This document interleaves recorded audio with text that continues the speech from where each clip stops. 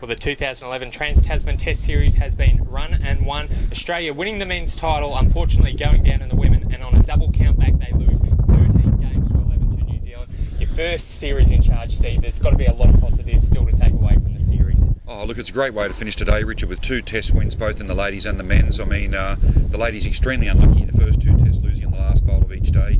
The men, after losing the first test, fighting back so well to take the series.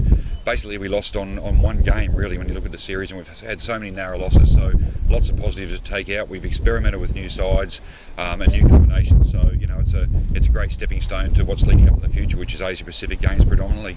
I guess a new era with you just taking over in the last couple of weeks. A good chance to have a look at the incumbent guys. Pretty tricky conditions in Invercargill over the past week, so you've got to take that into account when you have a look at the performances. Oh, definitely. I mean, the first 2 days are incredibly difficult, and I'm sure I wouldn't like to be out there playing, and it was tough, and the guys battled it out extremely well and did their utmost best. So, you know, foreign conditions to some extent for them, but, you know, great experience for them as well for next time they strike these sort of conditions.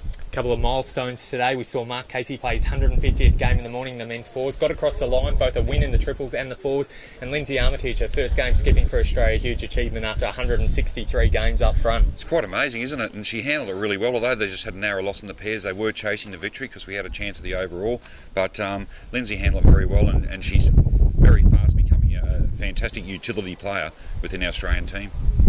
Well, there you have it, a recap of the Trans Tasman Test Series. Australia winning the men's titles, unfortunately going down in the women in the overall.